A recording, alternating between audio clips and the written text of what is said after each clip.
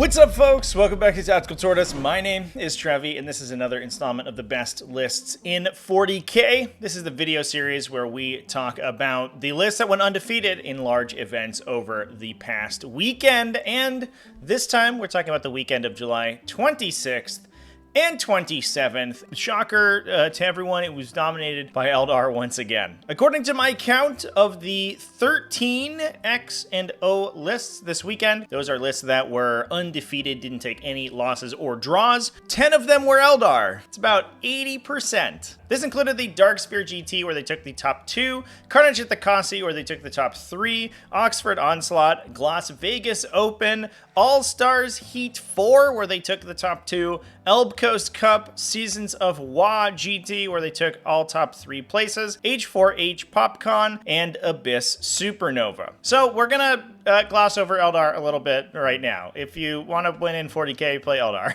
Pretty straightforward. But what we'll talk about today are some of the other factions that didn't have any losses on their record, and we're going to have some interesting ones to cover this week. Now, the numbers for this week are a little bit deflated from last week. We had kind of a big surge of large events and major level events last weekend. Less so this weekend. We're only looking at GT level events. This coming week, the Nova Open is happening, which should be about a 300 player super major. We're going to get a lot of information from that before we move on to what is likely to be the first balanced data slate for the game coming the week after. So hopefully we're going to see these results get mixed up a little bit over the coming weeks. So anyway, let's dive in and start talking about the Wasteland Wars GT, which was won by Necrons and had actually Necrons undefeated in the first and second spot with a 4-0-1 record for second place and beating Aeldari to get there. Necrons, I think in my opinion, are probably one of the strongest factions in the game. Maybe next to Custodes, Genestealer cults, and other strong powerhouse factions like that, Necrons are somewhere in the running there. Probably not quite to that level, but I definitely think that once Aeldari and some of the other factions in that top spot get knocked down, Necrons are probably going to move up to fill their spot. The event was run with an undefeated record by Matthew Gaddy, who went 5-0, running double Hexmark destroyers. Interestingly, not rocking the Sovereign Coronal on these guys, instead using them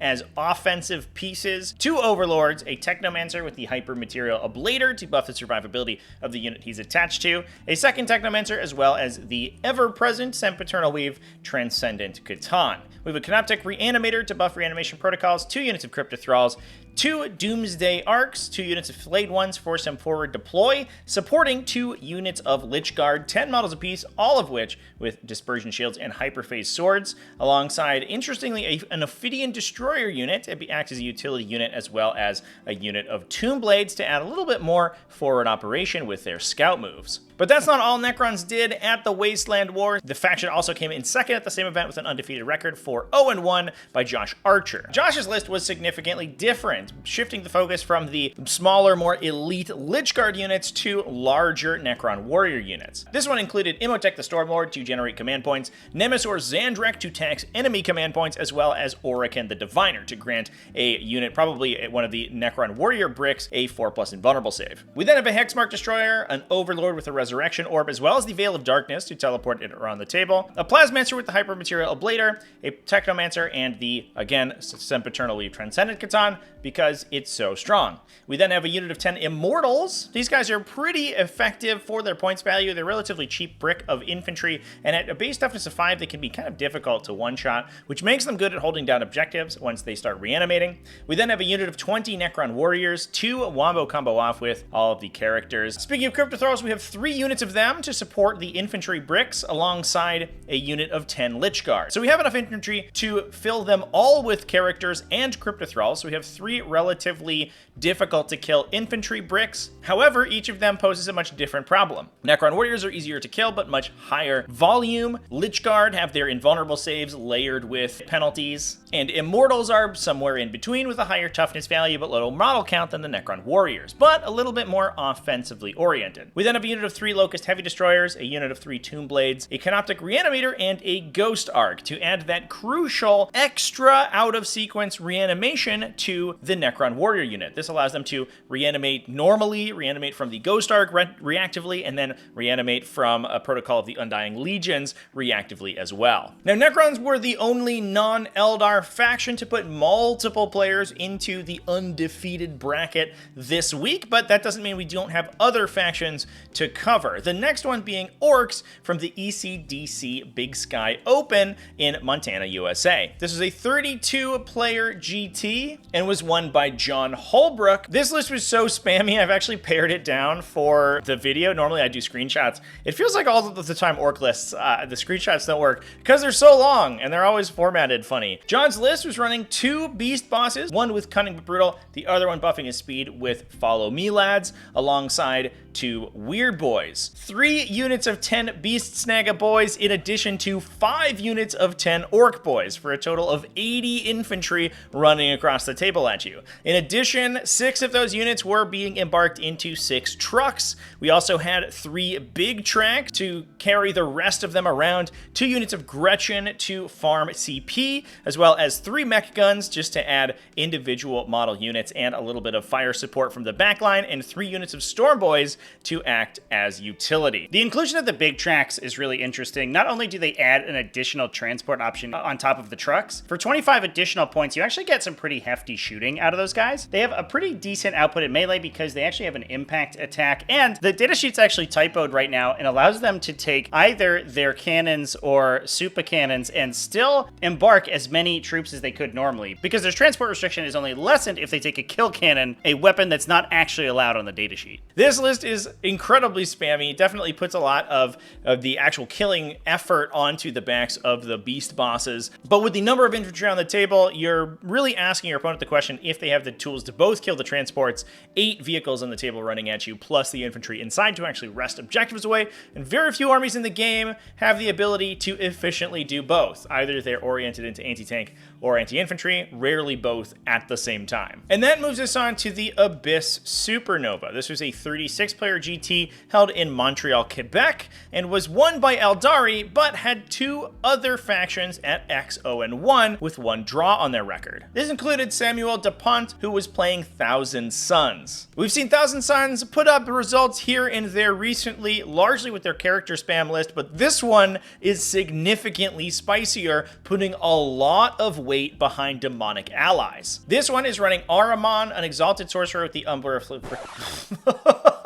Umbralific Crystal, an Infernal Master with the Arcane Vortex to power out those mortal wounds from his Screamer Invocation Flamer, alongside Magnus the Red. With 4 units of Rubric Marines, 3 units of 5, all with Warp Flamers, no heavy weapons inside those, and 1 unit with Inferno Bolt Guns and a Soul Reaper Cannon. This one is a good outlet for the many stratagems that Thousand Suns have to buff the power of their bolt guns. They can turn them into psychic weapons and give them full rerolls for 2 CP, and if they're next to Magnus, once those bolters become psychic, they then get +1 to hit and wound. So they can potentially be strength 5, +1 to wound, full rerolling their wounds with sustained hits if you join in the Infernal Master to the unit, and potentially devastating wounds or lethal hits depending on what you've granted your psychic weapons that turn. We then had a big unit of 10 Scarab Occult Terminators, as well as 1 unit of Zengor Enlightened to act as a utility unit. Now, no transports in this list whatsoever, so we were just rocking the ground-pounding Rubric Marines this time around.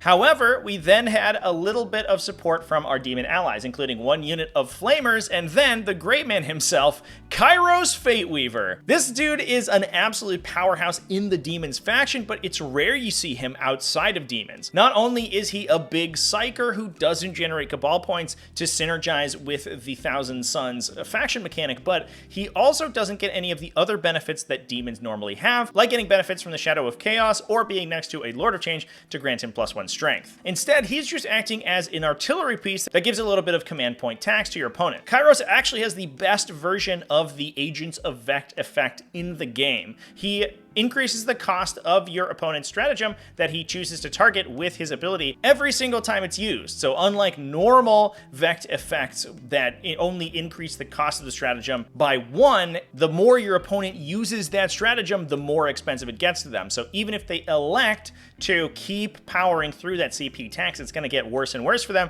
and they're eventually going to stop being able to afford it. In addition to that, he's also has an indirect fire gun, which is not something that Thousand Suns have easy access to. They can get it it with a stratagem, but that's about it. And Kairos Fateweaver gives them the option to be able to hit infantry units that are hiding out of line of sight and away from the flamers of the Rubric Marines. Overall, super interesting list. It's cool to see Kairos Fateweaver on the table. That's a bird after my own heart right there. Exciting to see a lot of innovation within the Thousand Suns Codex. Despite being so short, almost every time we see a Thousand Suns list do well, it is different than the last time we saw them win. Now, moving on, within the Abyss Supernova, the other faction that went undefeated is actually a little bit more interesting because we saw Adeptus Mechanicus at 4-0-1. And with the recent results for Adeptus Mechanicus, I think it's probably getting safer to say that the faction has probably been underrated and has a lot of power still, despite the fact that it is lacking a lot of synergy. Frank Lordi went 4-0-1 with Adeptus Mechanicus, running 2 Tech Priest Domini, one of them with the Master Annihilator trait, to give his unit sustained hits, alongside a Tech Priest Engine Seer and a Manipulus. We had 2 units of Skitarii Vanguard to add the Battle Line Matter synergies to the army, alongside 1 Scorpius Dune Rider to carry one of those around, 3 units of 6 Cataphren Breachers with heavy arc rifles. These guys pose a ridiculous threat at range if they're next to the Skitarii Vanguards. If you don't have a way to deal with the Vanguard, then the Cataphren Breachers are going to get rerolls, potentially the ability to fire multiple times per battle round with their reactive fire or Overwatch, so they can do a pretty reasonable amount of damage, and especially if you're a vehicle, their high volume, high damage weapons with anti-vehicle 4 are going to absolutely rip you apart. We then have 2 units of Scorpius Disintegrators with Belarus Energy Cannons to add a little bit of artillery to the army, alongside a Calidus Assassin to CP tax the opponent. Pretty straightforward list, and like I've talked about in Adeptus Mechanicus previously, I do think that the list focusing on Breachers is the way to go for the faction. While there are a lot of other unique and interesting options in Adeptus Mechanicus, they do really need to lean on those Breacher teams in order to be able to compete with the more traditionally powerful factions in the game. Now, last but certainly not least, for this week, we had the HWP Salty Classic, a 33-player GT held in Plantation, Florida, which was won by Imperial Knights. What's up, girl? You want to talk about Imperial Knights? Kinda. This event was won by Gustavo Laurencio, who was running Canis Rex, a Cerastus Knight Castigator, as well as a Knight Crusader. The combination of the Castigator and the Crusader is becoming more and more prevalent within Imperial Knights. It gives you a pretty solid baseline of firepower. You get good anti-tank from the thermal cannon, as well as a ton of high volume, decent damage, solid, well-rounded shooting from both the Avenger Gatling Cannon and the Bolt Cannon on the Castigator. And with that Castigator having a twin-linked weapon with high AP and 2 damage, it's able to rip into either vehicles or infantry squads with the same efficiency. 2 Armiger Halverns and 1 Armiger Warglaive in order to act as sinks for the Bondsman abilities on that Cerastus Castigator, as well as the Knight Crusader, to not only give them the buff, but also benefit the Knights themselves, especially with the Crusader getting +1 to hit and the Cerastus Knight Castigator getting sustained 1 and +1 AP. Those are so important both for the Armiger shooting, but also to buff their own shooting as well. You then had 1 Calidus Assassin to CP tax the opponent and act as an objective holder, because we don't see any of the other traditional Imperial agents that we normally see in Imperial Knights to hold backline objectives. And with that, those are all of the best lists in 40K for this week. Let me know down in the comment section what you think about the recent good results from factions like Adeptus Mechanicus and Necrons, and what you think we could expect once Eldar get the inevitable nerf bat in the upcoming balance update. Thanks for watching all the way to the end of the video. Thanks as well to everybody who supports the channel and makes these videos possible, either over on Patreon at patreon.com/TacticalTortoise, YouTube channel members, and Twitch subscribers. All you people are great and I love you. Remember to keep it classy, folks, and have happy wargaming.